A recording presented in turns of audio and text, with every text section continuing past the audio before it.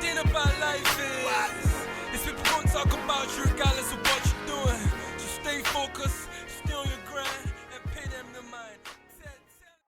Hello, everybody, and welcome to my podcast. My name is Vangel. This is One Thing About Life. And on today's episode, I have with me a guest, and his name is Ziv. Ziv, introduce yourself. My name is Ziv, and I am the digital marketing manager for St. John Ambulance. Thanks for having me. All right, thank you, Ziv. So on today's episode, we're going to be talking about building and nurturing brand communities. We're going to be doing a deep dive to effective community management, talking a lot about the benefits, how brands can leverage building communities and how it affects your product, customer loyalty, all the good stuff. So why don't we just dive right in and take it off? First of all, we're going to be talking about what is brand community engagement.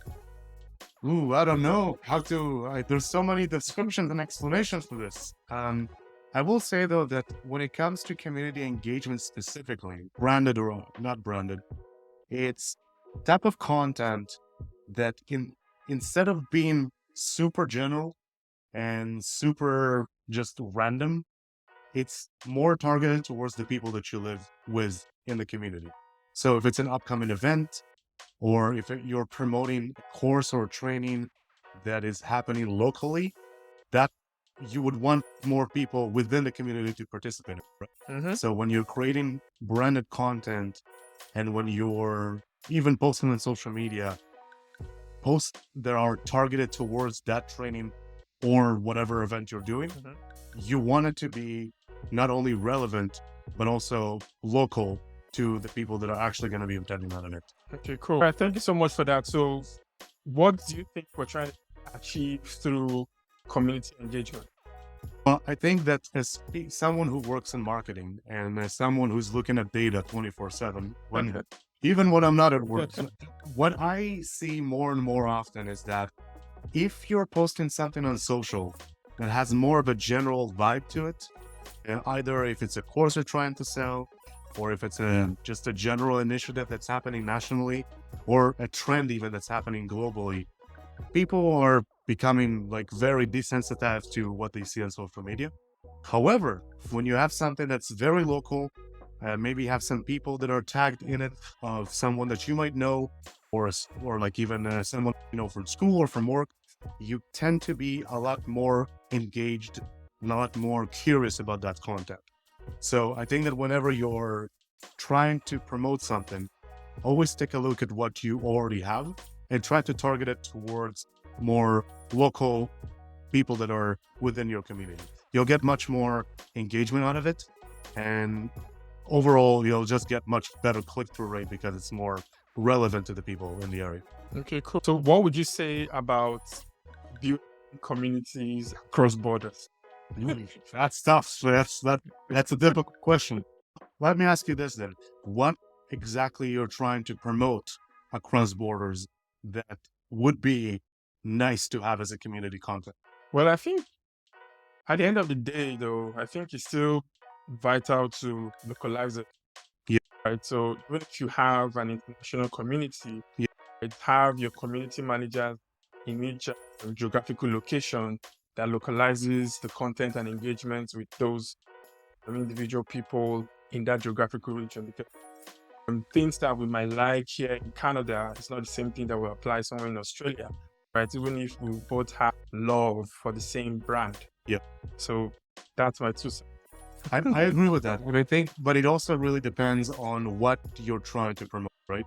If you work for a service industry, compared if you have a physical product that you're selling, not only it's two completely different marketing plans of promoting it, but it's also two completely different audience, right? Of course, yeah. If you're selling something that people can use, then for the most part, ease of use is really important. How do you use it is also pretty universal. Mm-hmm. But if it's more of a service or if it's more of a localized talent you're trying to promote, then that might be a little bit trickier with its own challenges of marketing. So it not only depends on what you're trying to promote, but also how you promote. Moving on, so talk about how community engagement can foster brand loyalty. Oh, I can definitely answer that question. I'll give an example of what I currently do. So in my line of work, my list of projects is never ending. But one of the things that at the very, very top at any given day is always social media engagement. Now, in the organization I work for, there are a lot of different things that are happening here on a daily basis, even weekly basis. One of the most loyal engagements that I see on a consistent basis was our therapy dog program. So we have certified dog handlers that usually go to, different hospitals or community centers, and they bring comfort and joy to people that might Oh, be wow. stressed, or they need someone to talk to, or they need a companion. That kind of stuff can be very difficult to get through. But the nice thing about promoting this kind of stuff is, number one, everybody likes dogs. And number two, everybody likes dogs.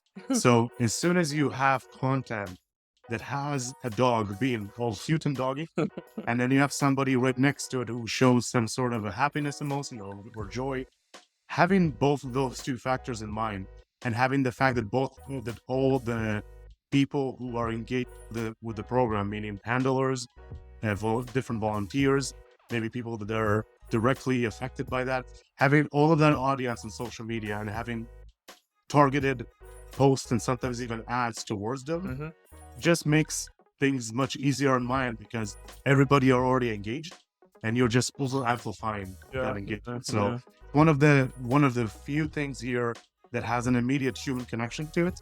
And when things are, whenever you have things in common and people have a universal appeal, like cats and dogs, it's a lot easier to promote it, because there's not much that you have to do there. You just have to showcase what you're doing, and basically everything else is taken care of by the people who are engaged with that program. Okay, cool. I like what you talked about, human connection. Yeah. I feel that that's very important here. Yes. Because humanizing your brand, it is Yes. very important. And I think that's what communities to help brands achieve, because you have a community manager or community managers that are engaging with your community on a regular basis. So that itself is humanizing the brand, having that human connection with your audience. So that's a very good one. So, side note, if I have a pet and I want to register my dog for this program, how do I do that? That question sounds all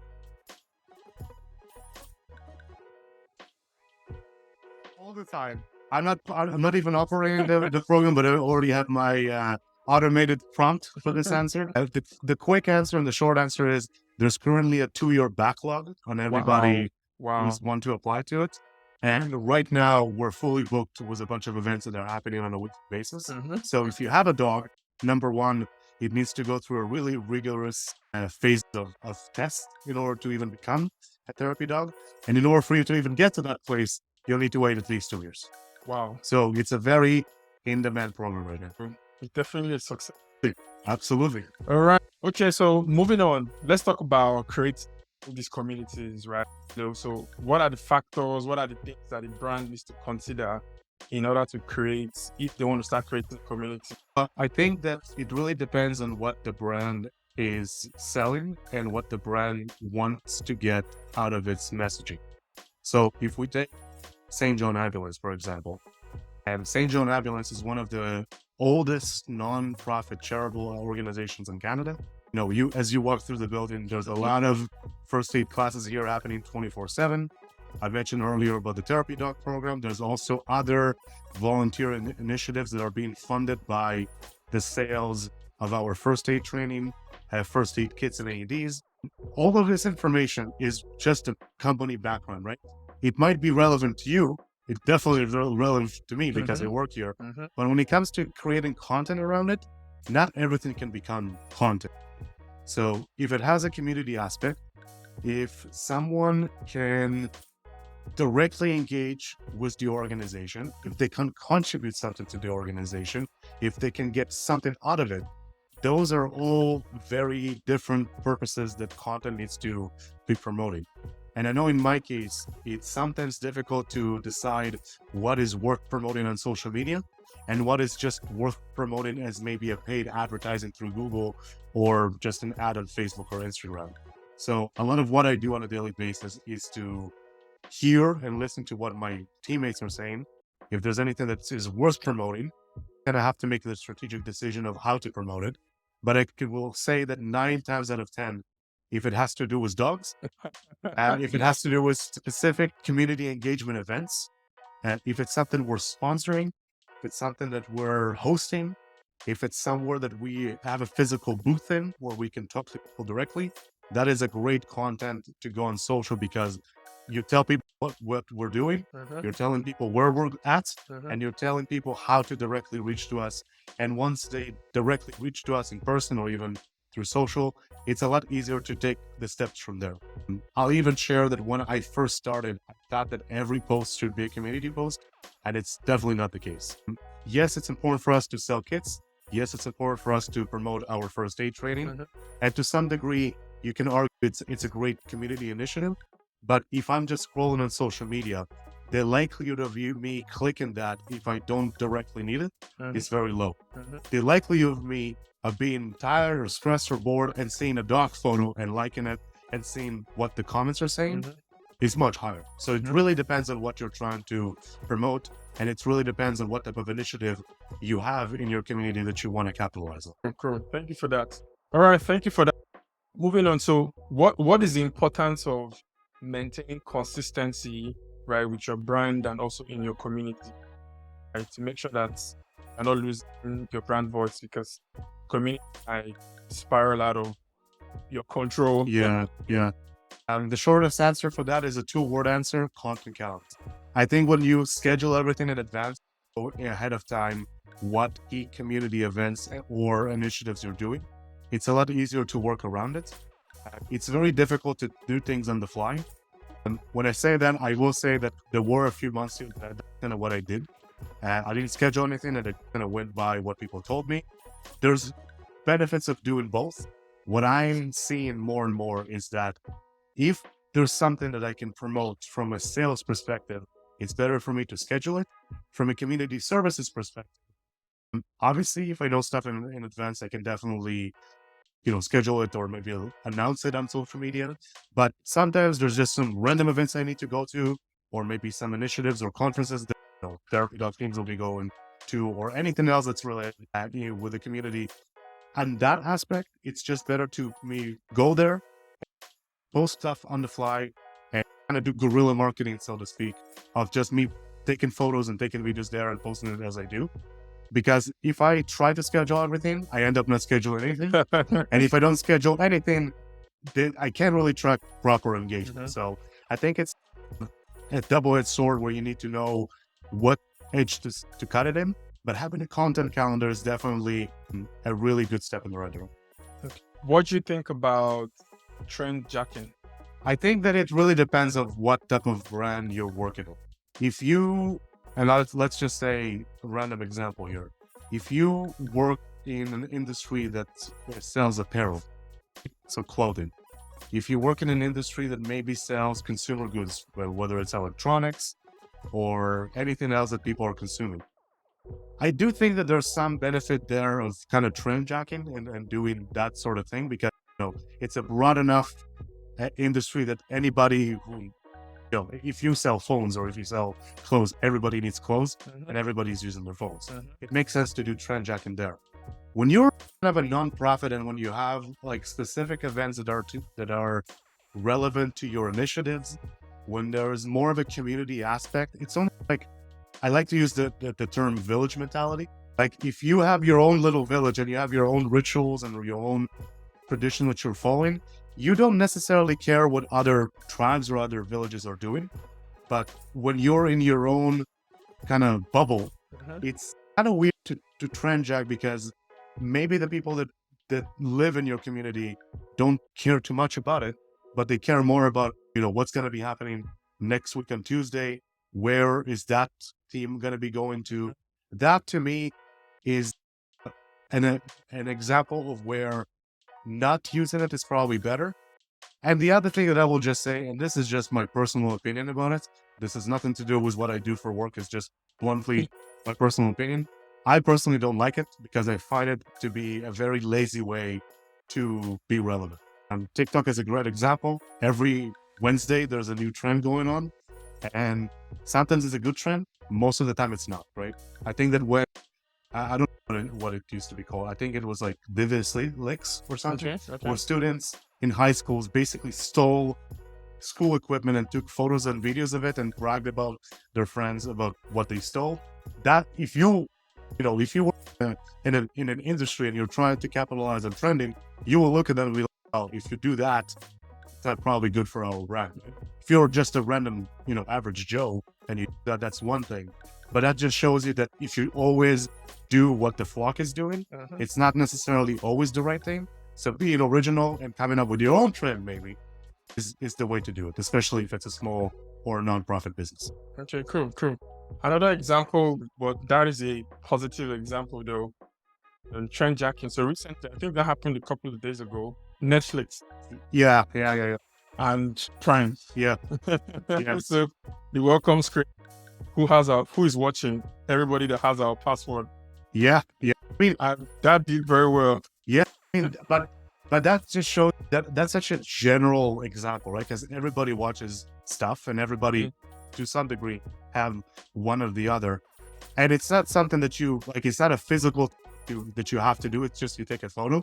And that's actually a good point though, because if it's just taking photos of something or being involved in something like that, that's a great way to be involved in it. But again, let's say that you are selling apparel or if you work in an electronics company, how is this really relevant to your product, right?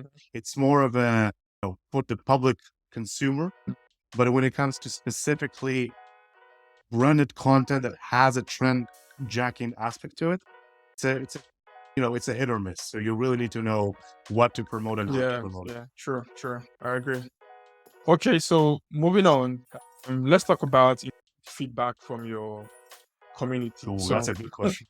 how can you incorporate the feedback you get from your community into your brand strategy? So that's a great question. And it's actually one of the things that I personally am most proud of in my time that I've been in this company so far. Because up until today, or I guess before I started back then, about a year or so ago, we obviously have first aid training. What happened is when a student completes their exam, they're given a piece of paper and then they just put their information and feedback on it. It will go back to the instructor. They'll kind of glance it over, crumble it down and put it in the trash. It was mostly for them to see what was their performance and that's about it.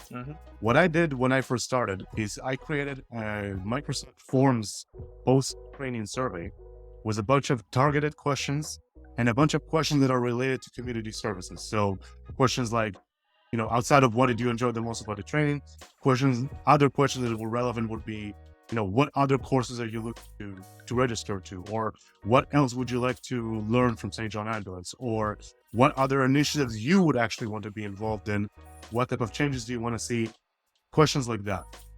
To this day, I think we have gotten almost 3,000 replies from those surveys. And because of those surveys, two things have happened. Number one, our Google business page traffic has, I think, doubled or tripled. And we went from having, 100 or so reviews on Google to now, the last time I checked was probably 760. So that's great on its own. But then your question was, how do you imply that to your strategy? All of those feedbacks were then shared with our management team. And under each one of these students, outside of those questions, there was always tell us more or give us more feedback about text. And on almost every single entry, people have written more valuable information in that box than the rest of the 15 or 20 questions survey had. And all of those questions were then applied to stuff we're going to buy, stuff we're going to improve. One of the things that I'll actually share here is that someone mentioned a few times, and then it kind of repeated across many different inquiries, that the first aid mannequins we use are not gender exclusive and not racial exclusive. Oh, wow. So now what we've actually done is we've ordered basically a lot of mannequins that have different skin color. So they're not only a lot more inclusive, but they're a lot more they basically function the same. But the instructor now has an opportunity to tailor their lesson towards the group of people that they're teaching, and then to just have much more of an inclusive learning environment there. that information was never given to anybody because they just never got that information before. And now by us launching this survey and still using it, everything that we do now is, especially from a sales and marketing perspective, I would say that 50% of what we do comes from those surveys. So that's just one example of what I've implemented. And there's numerous other things that I can share, but out of everything that I've done, this is probably the cheapest because it costs nothing. Of course. The simplest because it takes like a day or two to craft the survey, and probably the most effective because you get direct response from people, and not only from people that are actually got into the building, taken the course, completed the course, and giving you the feedback. So that's just one of many ways that I've used that to implement to my strategy. That's totally awesome. Feedback from your community, your audience, or people that you target, right? Yes. It's so vital. Yeah. Because you should always stay in touch Yeah. with who your target audience are. People that come through your doors, people that patronize you, because what they have to say about your business, your product, your service, you should be listening to that thing and using it to actually change the meeting, just like you said. And it's one of those Vital. it's one of those things that, like, the feedback that you get sometimes, it's like the one thing that you never thought it's going to be relevant. But like the mannequin is one example. The other common was the tables that they use for training are too small. Right? You would not think too much, but people need to sit and write somewhere. But to get an inquiry with a black and white comment saying, hey, I cannot fit in this chair, or hey, this table is too small for me to take notes on. That can also be something that you can use for your own marketing and sales plan. And not only that, if you have operational plans, if you have funding coming in and you're thinking of where to spend the money where, that survey has probably done to us much more benefits than any type of paid ad that we've done so far, because we have direct feedback from people. Yeah. Great. Sure. Awesome. All right. So moving on, let's talk about community engagement plan. Okay. Right. What steps should you take in order to develop a very robust community engagement? Well, I think that having a very robust community engagement plan is might be a question by itself, right? Because if you have a very targeted goal in mind that you want to improve on or to focus on, having a very robust one probably doesn't make any sense. If you have more of a kind of brand awareness general community plan, then in that case, you probably want to write all of your goals, all of what you're trying to achieve. If you have any KPIs, key performance indicators, you want to include it there. And then you just want to link each goal with the platform you're going to be using, the code you're going to be writing, and who you're going to be involved into those posts. Whether it's tagging or shooting video or talking to specific people, all of that is like very, very basic in general terms of how to create this plan. On the other hand, though, the way that I like to plan plans is that to have something in mind, one or two goals really, and really hyper focus on them, and creating not a lot of steps, but very doable steps of what you're trying to do. So I'll give you an example. A broad community plan can be, more people need to know about our company. Nobody knows what the name of the company is, and every time we say our company name, people kind of tilt their head, raise their eyebrow, and they're like, I've never heard about this before. In that case, what would be a good idea to do is to basically just create content for the sake of just brand awareness. How older the company is, what do we do, what type of initiatives we are in charge of, if we're a nonprofit, like where the money goes from donations, and what type of community engagement services we provide. Just very, very general stuff like that. And then kind of tailor very broad, generic, common posts and ads around that. On the other hand, let's say that you're trying to promote, I'll just use my organization, for example, our health and safety online courses, right? Very specific topic. That includes WHMIS or GHS, I think that it's called now, transportation of dangerous goods. So if you're a truck driver and you want to know how to properly drive a truck and not to get into an accident, if you want to learn how to work alone in the workplace, if you're a kid and you want to learn how to babysit other kids, all of this stuff are under the health and safety umbrella. So if you're creating a community plan based on that, maybe you want to interview people that are taking this course and what type of benefits they've received from it. Maybe you want to interview the instructors who are teaching one of these courses and how much expertise that they have and how much of a subject matter that they have. Kind of changes the way that you view the project, because instead of having your kind of head in the cloud and looking at everything from a bird's eye view, of taking almost like a sniper and going through the scope and seeing exactly what target you're trying to achieve. That, to me, is a better way of at least doing marketing and ads, because whether or not people are going to be caring enough of knowing what the company does and what the company do is one thing. But if I work for someone and they tell me, hey, you're going to be working with chemicals, you're going to be shipping all of this stuff in your vehicle, you need to get trained for that.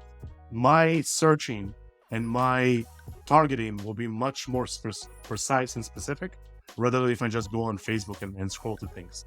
So to me, that is the way of doing things, not really on a broad point of view, but finding specific goals and targets and then just applying your community plan to those things. Awesome. Now let's try and wrap up. Okay, so thank you for that answer. Totally relatable, right? Fantastic. And I feel it's something that brands should incorporate, trying to develop your community engagement plan. So Ziv, so just tell us about where the audience can find you online, Instagram, Facebook, LinkedIn. You can find me on all of those channels. My handle is Zivtrai, Zivtrai. I'm most active on LinkedIn right now, and eventually there will be also a website I'll have to revise, and other stuff that other channels I have. But you can find me mostly online through Zivtrai and any one of those platforms. Okay. So, but I'm also going to include that in the description as well. All your so nice of you. Prefer. Okay, so one word before we call it a day. So what do you have to say, about building your community to brands out there that might be listening to us right now? Well, I think when it comes to building a community, it's the same thing as building a house. You can't expect it to be done in a day, and you don't want to expect that all the materials that you need are going to magically appear in front of you. It's a lot of hard work, and especially for someone in my position, I think that what's very important is to be transparent, is to talk to your teammates, and then to just try to ask as many questions as possible. Because if you ask a lot of questions, one of the answers that you're going to get is not only going to benefit you in whatever project you're doing, but when it comes to specifically community engagement, it's instead of talking to the people in the office, which is great, talk to people that are actually taking the courses, talk to people who are actually participating in events, talk to people who are visiting your booths if you have a trade show that you're going to. That, to me, you'll get much more accurate, relevant, and actionable piece of advice, rather than if you just stay within your own bubble. So just have it open. Thank you so much, Ziv. Thank you for coming. Thank you, everybody, for listening. Thank you for today. This is One Thing About Life. Until next time, stay frosty. Boom. Thank you. One thing about life is